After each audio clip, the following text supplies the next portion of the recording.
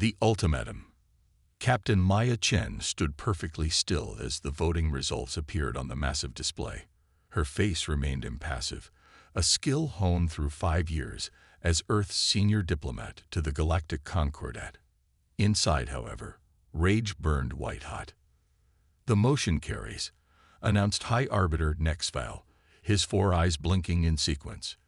"By a vote of 23-7, the Concordat hereby restricts human expansion beyond current holdings in the Perseus Arm. All terraforming operations must cease within 30 standard cycles." The chamber, with representatives from 30 species seated in concentric rings, hummed with murmurs. Maya noticed several delegates exchanging satisfied glances. The Arvani delegation, led by Supreme Director Thelnera, didn't bother hiding their smug expressions. Their pale blue skin seemed to glow with victory in the chamber's soft light. "Does the Earth representative wish to make a statement?" Nexval asked, mandibles clicking with what Maya recognized as barely concealed disdain. She stepped forward to the central podium. At 43, Maya had represented humanity for half a decade, gradually watching the Concordat's attitude shift from cautious acceptance to open suspicion.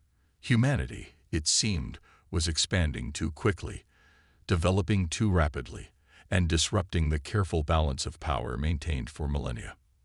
"The United Earth Government acknowledges the Concordat's decision," Maya began, her voice steady.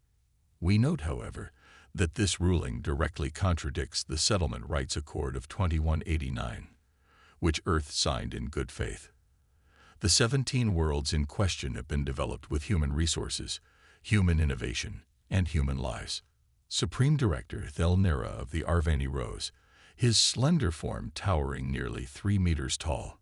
"The Settlement Rights Accord assumed reasonable expansion rates. Captain Chen, humans have claimed more systems in 50 years than the Arvani claimed in 5 centuries. The resource consumption is concerning." Maya knew the real concern. The resource consumption argument was merely a convenient excuse. The real issue was that humans had terraformed and colonized worlds the Arvani had dismissed as uninhabitable. Where Arvani surveys had declared planets too hostile for settlement, human engineers had seen challenges to overcome. "Earth will file a formal protest," Maya replied. "We request the Concordat reconsider its position." "The decision stands," Nexval said dismissively. "This assembly is adjourned." As delegates filed out, Ambassador Creel of the Solari approached Maya. The Solari had been among the 7 votes supporting Earth. "A disappointing outcome, Captain," Creel said quietly, his crystalline exoskeleton catching the light. "The Arvani have been building this coalition for months."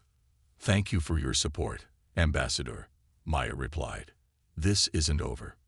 "That's what concerns me," Creel said. "I've studied your species' history. When humans feel cornered, we become resourceful," Maya finished. "You become dangerous," Creel corrected gently. "Be careful, Captain. The Arvani do not understand humans as we do." Maya returned to the Earth diplomatic vessel Endurance, stationed at the Concordat's massive orbital facility. The ship, disguised as a standard diplomatic cruiser, contained far more advanced technology than any alien species suspected. This was by design. Earth had learned early to keep certain advances hidden. In her quarters, Maya opened a secure channel to Earth's Central Command. Admiral Victor Reynolds appeared on screen, his weathered face grim. "I've received the preliminary report," Reynolds said without preamble. 23-7. "The Arvani were more effective than we anticipated," Maya replied. "They've been portraying us as resource-hungry expansionists to the younger species. The older civilizations like the Solari see through it, but they're the minority." Reynolds nodded. "What's your assessment of Arvani motivation?" "They're afraid, Admiral. Humans have accomplished in decades what took them millennia. We've settled worlds they deemed uninhabitable. Our technology is advancing at a rate they find alarming. And now they want to contain us," Reynolds said. "Using the Concordat as their instrument, yes." The Admiral was silent for a moment. "Return to Earth immediately," Captain, the Security Council needs your first-hand account. 3 days later, Maya stood before the United Earth Security Council in the underground complex beneath New Geneva. 12 men and women representing Earth's unified government listened as she detailed the Concordet's decision and its implications. The economic impact will be severe, concluded Minister Abara of the Economic Division. We've invested trillions in the Perseus development. 17 worlds, 34 orbital facilities, mining operations, nearly 2 million colonists already in place. Can we fight this legally? Asked Councillor Washington. We can file appeals, Maya replied, but the Arvani have secured a solid voting bloc. They'll reject any appeal we submit. President Elena Volkov, who had listened silently until now, stood up. At 68, she had led Earth through its greatest period of expansion. Under her leadership, humanity had tripled its colonial holdings and quadrupled its fleet. The Concordat believes we will accept this gracefully, she said, her Russian accent still noticeable after decades in global politics. They think humans value peace above all else. They're partially right, Defense Secretary Kamada observed. We've avoided military confrontation since joining the galactic community. Because we've been patient, Volkov said. Because we've been strategic, not because we're weak. The room fell silent. How much do they know about Project Prometheus? The president asked. Admiral Reynolds looked toward Dr. Eliza Wright, the project's lead scientist. The petit physicist cleared her throat. They know nothing, Madam President, Dr. Wright confirmed. We've maintained complete operational security. The research facility on Ganymede shows as a standard power plant on all official documentation. Volkov nodded. And the timeline? 6 months until field testing, perhaps 8 until full deployment. The president turned to Maya. Captain Chen, you'll return to the Concordat. File the expected appeals. Make them look legitimate. Buy us time. And then, Maya asked. President Volkov's expression hardened. Then we'll teach the galaxy what happens when humanity gets angry. Over the next 6 months, Maya filed 3 separate appeals with the Concordat. Each was rejected with increasing dismissiveness. Supreme Director Thel Nera became bolder in his condescension toward humans with each passing week. Meanwhile, Earth appeared to comply with the restrictions, even beginning the expensive process of scaling back some Perseus operations. The Arvani took this as confirmation of their superiority. They didn't realize they were seeing the calm before the storm. On Earth and throughout human space, factories worked around the clock. Ships were retrofitted with technologies no alien had seen. Military personnel trained in secret for operations unlike any conducted before. Most importantly, beneath the icy surface of Ganymede, Dr. Wright's team achieved what the Concordat believed impossible. They completed Project Prometheus, the phase shift drive that would change everything. 6 months to the day after the Concordat's ruling, Captain Maya Chen requested an emergency audience with High Arbiter Nexval. Her final appeal was about to be delivered, but not in the way anyone expected. The response. Admiral Kazuo Takahashi moved through the massive underground complex beneath Ganymede's icy surface with purpose in every step. At 61, the Admiral had spent 4 decades in Earth's space forces, rising through the ranks during humanity's expansion into the stars. Now he oversaw humanity's most classified military installation, hidden beneath kilometers of ice on Jupiter's largest moon. Status report, he ordered as he entered the command center. Colonel Sarah Lindstrom, his executive officer, straightened. All systems are green, Admiral. The fleet is at readiness level 1. Dr. Wright is making final calibrations to the prototype drives. The Admiral nodded, studying the massive holographic display dominating the center of the room. It showed the positions of human vessels throughout Earth-controlled space, and more importantly, the positions they would soon occupy. The Arvani have increased patrols along the Perseus border, Lindstrom added. They're making a show of force. Let them. Takahashi replied calmly. They're watching the front door while we prepare to come through the ceiling. For 6 months, Earth had presented the appearance of a civilization reluctantly accepting its reduced status. Trade had continued. Diplomatic channels remained open.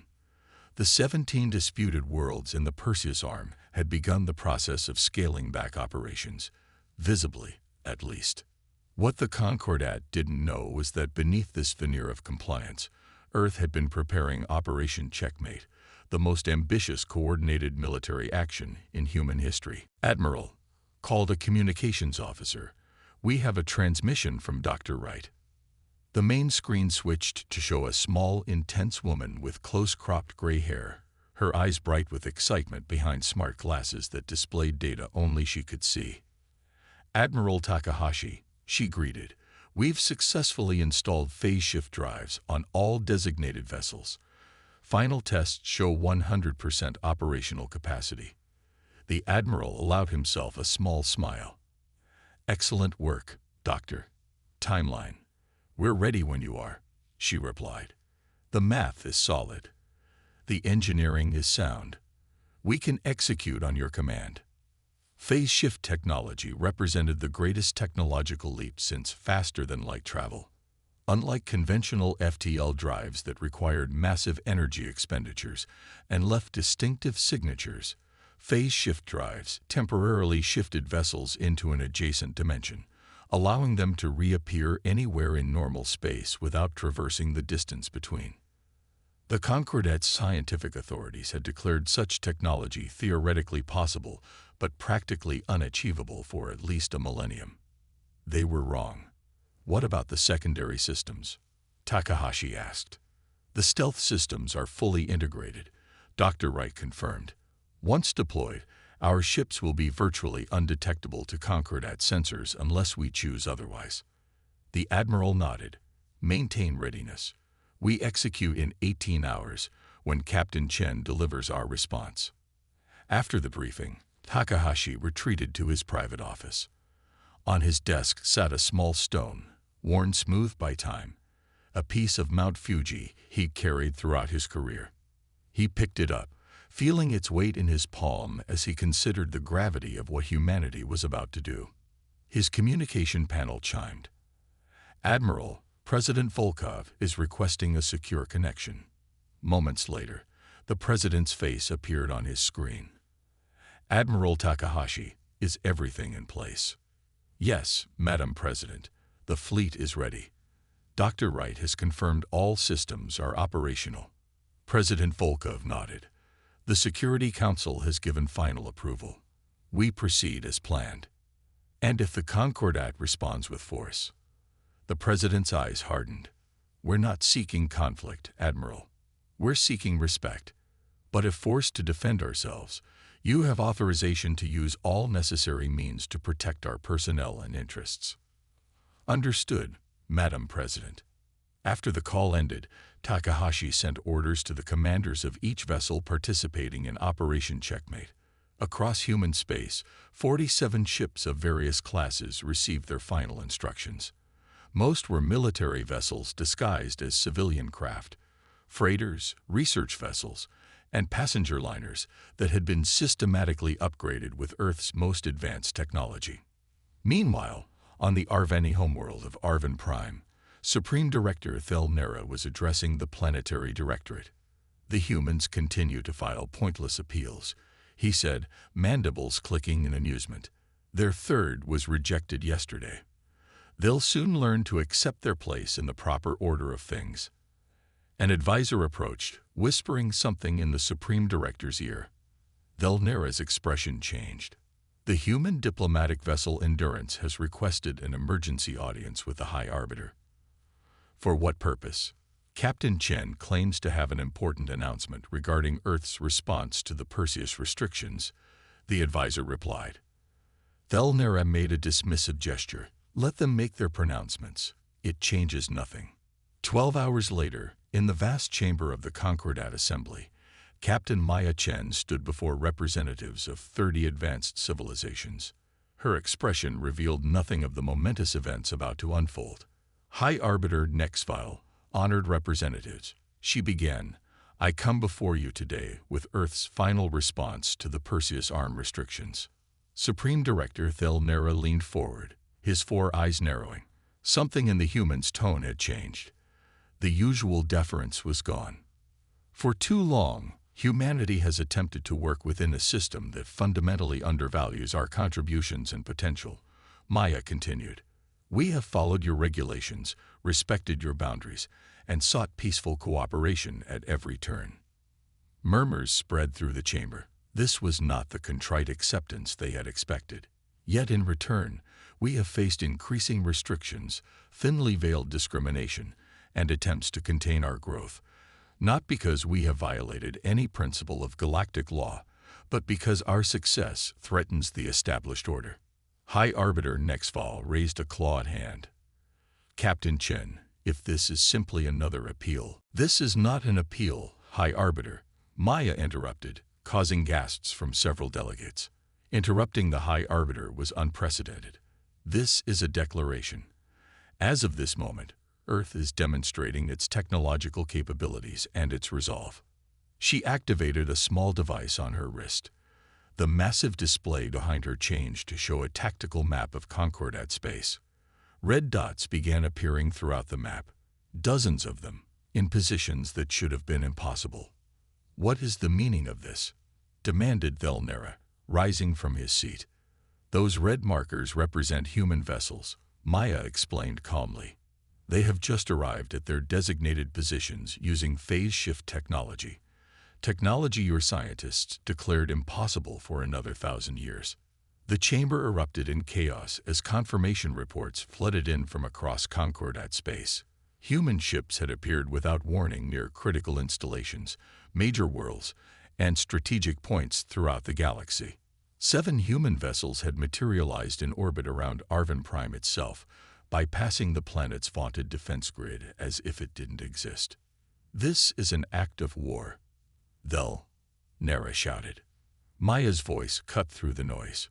If we wanted war, Supreme Director, our ships would have appeared inside your defense perimeters, not outside them. If we wanted war, we would have struck without warning, not come here to explain our actions. As the tumult continued, Maya remained perfectly composed. What you are witnessing is not aggression. It is a demonstration. Humanity will no longer accept being treated as a lesser power. We have the technology, the resources, and the will to chart our own course in this galaxy. High Arbiter Nexval, visibly shaken, raised all 4 hands for silence. When the chamber finally quieted, he asked, "What are Earth's demands?" Maya smiled for the first time. "We don't make demands, High Arbiter. We offer a choice. The Concordat can recognize humanity as an equal partner with all the rights and respect that entails, including our rightful development of the Perseus arm, or Earth will withdraw from the Concordat entirely and proceed independently." As the implications of this choice sank in, Maya added, "You have 24 hours to decide. Our vessels will remain in position until then." With that, she turned and walked from the chamber, leaving behind a galactic community suddenly facing a reality they had never anticipated. Humans were far more advanced, far more capable, and far less patient than anyone had realized. The Reckoning. The Concordat Emergency Council convened within 2 hours of Captain Chen's departure. Representatives from all 30 member species crowded into the secure chamber deep within the Concordat station. The normal protocols of formal introduction and ceremonial opening were abandoned as High Arbiter Nexval called the session to order. "We face an unprecedented situation," the High Arbiter began, his voice lacking its usual authoritative resonance. "Human vessels have appeared throughout Concordat space using technology that should not exist." On the massive display dominating the chamber wall, the positions of 47 human ships were marked in red. 7 orbited the Arvani homeworld. 5 hovered near the Concordat's central processing hub. Others were positioned near jump gates, defense installations, and the homeworlds of species that had voted against Earth's interests. Supreme Director Nera of the Arvani rose without waiting for recognition. "This is a coordinated act of aggression. We must respond with unified military action before. Before what? Interrupted Ambassador Creel of the Solari, his crystalline form glittering as he stood. Before they attack. They have not fired a single shot, despite possessing the capability to appear directly inside our defense perimeters. The Solari would defend this human treachery. Thelnera's mandibles clicked rapidly in agitation. I defend reason, Creel replied calmly.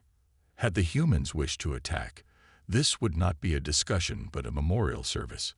The chamber fell silent as the implications settled over the assembled representatives. Admiral Vosrath of the Concordat Defense Fleet stepped forward. Preliminary analysis confirms the human vessels appeared simultaneously across a span of 17,000 light-years. No known propulsion system could achieve this. They are using some form of dimensional phase technology that our scientists considered theoretically possible, but practically unachievable. What else have they been hiding? Asked a representative from the Talaxian meritocracy. That is precisely the question we should be asking, Creel said. The humans have clearly been developing technologies far beyond what they have shared with the Concordat, while presenting a deliberately modest face to the galaxy. High Arbiter Nexval raised his hands for order. We must address the immediate situation. The human representative gave us 24 hours to respond to their proposal. Ultimatum, corrected Thelnera bitterly. Perhaps, acknowledged Nexval, but one delivered without bloodshed. The question before us is straightforward. Do we accede to human terms, or do we risk open conflict with a species that has just demonstrated technological superiority we cannot match? The debate raged for hours. The Arvani and their closest allies argued for rejection of the human terms, insisting that giving in to such tactics would undermine the Concordat's authority. Others, led by the Solari and Talaxians, advocated for accepting the new reality and welcoming humans as equal partners. As the deliberations continued, reports arrived from across Concordat space. The human vessels remained in position, making no aggressive moves but ignoring all orders to withdraw. More disturbing to many representatives, detailed scans revealed the ships possessed energy signatures and hull compositions unlike anything previously documented from Earth vessels. They'd been hiding their true capabilities all along, Admiral Vosrath concluded grimly. These are not hastily modified ships. These vessels were designed with these advanced systems from inception. In a private chamber adjacent to the main council room, Supreme Director Thelnera met with his closest allies. The Arvani leader's composure had cracked, his outer membranes flushing dark blue with stress. We cannot allow this human blackmail to succeed, he insisted. If we capitulate now, we establish a precedent that military displays can override Concordat decisions. Elder Moxtalan of the Brevik Compact, one of the oldest species in the Concordat, fixed Thelnera with all three of his eyes. You still do not understand what we are facing, Supreme Director. I have studied human history extensively. Do you know what makes them unique among spacefaring species? When Thelnera didn't respond, the Elder continued. Humans evolved as prey animals that became apex predators. Every other sentient species in the Concordat evolved as either predators or prey and remained such. Humans transformed themselves through sheer determination and cooperation. What relevance does their evolutionary history have to our current crisis? Thelnera demanded. Everything, replied Moxtalan. When threatened, humans don't react as either predators or prey. They react as something else entirely. They unite, innovate, and overcome obstacles that should be insurmountable. The greatest human achievements throughout their history came when they were backed into corners. He leaned closer to the Arvani leader. And you, Supreme Director, have backed them into a corner. Back in the main chamber, the debate was interrupted by an incoming transmission. Captain Maya Chen requested to address the Emergency Council again. When her image appeared on the main display, Maya's expression was calm but resolute. Honorable representatives, I understand you're still deliberating Earth's proposal. To facilitate your decision, I've been authorized to provide additional context. She activated a data stream. What you're receiving now is technical information on 3 technologies Earth has developed, but not previously disclosed. The first is the phase shift drive that allows our ships to bypass conventional space. The second is a gravitational manipulation system that can destabilize planetary crusts from orbit. The third is a method of accelerating stellar fusion processes.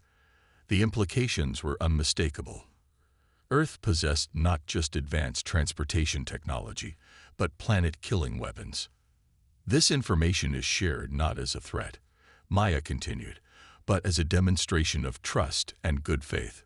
Earth believes in transparency between equals. We have kept these technologies private because we were not treated as equals. High Arbiter Nexval spoke carefully. Captain Chen, sharing weapons technology of this magnitude is unprecedented. So is the situation we find ourselves in, High Arbiter, Maya replied. Earth wants peaceful cooperation, not conflict. We are preparing to share advancements in medicine, agriculture, and environmental restoration that could benefit all Concordat species. But we can only do so as full and equal partners.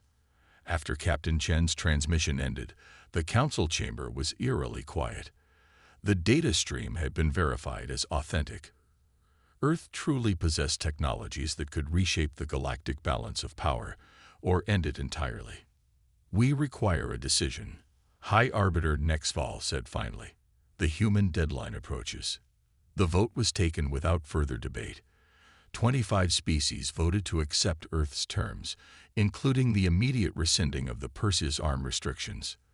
5, led by the Arvani, voted against. As Maya received the news aboard the Endurance, she allowed herself a small smile.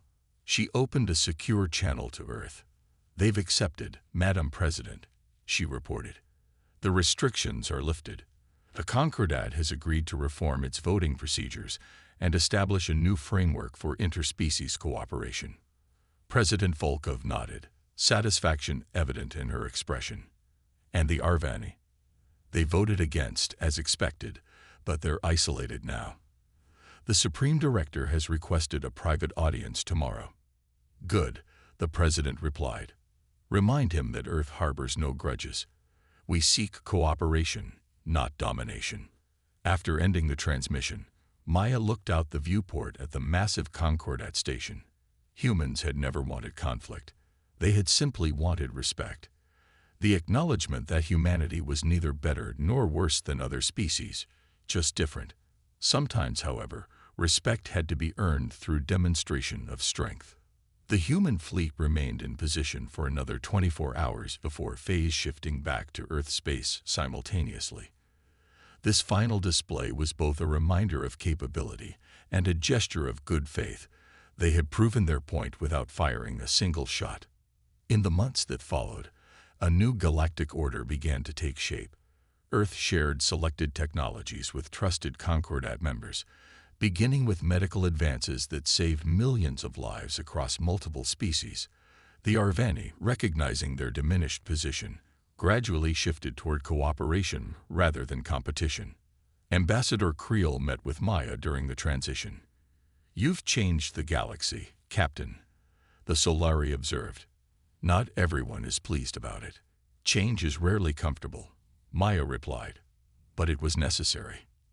Indeed, Creel's crystalline form shimmered with what Maya had learned to recognize as amusement. Though I must admit, even those of us who supported Earth didn't realize just how capable humans truly were. Maya smiled. That was by design, Ambassador. Humans learned long ago that it's sometimes wise to keep our full capabilities private. A lesson the Concordat has now learned as well, Creel noted. Though I wonder, are there more surprises humans are keeping in reserve? Maya's expression revealed nothing. Let's hope we never need to find out. One standard year after Operation Checkmate, representatives from all Concordat species gathered on Earth for the first time, in the Grand Assembly Hall in New Geneva. It was a historic occasion, the first Concordat summit held on a member world rather than at the neutral station. President Volkov addressed the gathered delegates with Captain Chen, now Ambassador Chen, at her side. Today marks a new beginning, the president declared. Not just for Earth, but for all species who believe in a galaxy where advancement is celebrated rather than contained, where differences are respected rather than feared. She gestured to the panoramic windows showing Earth's rebuilt cities and restored wilderness areas. Humanity's history is marked by both terrible mistakes and remarkable achievements. We have learned that our greatest accomplishments come when we work together, a principle we now extend to our galactic neighbors. As the delegates applauded, Ambassador Chen gazed out at the assembly. The galaxy had learned an important lesson about humanity. They were peaceful by choice, not by necessity. They sought cooperation but would not accept subjugation. Above all, the galaxy had learned what happens when humans get angry. They don't just fight back, they change the rules of the game entirely.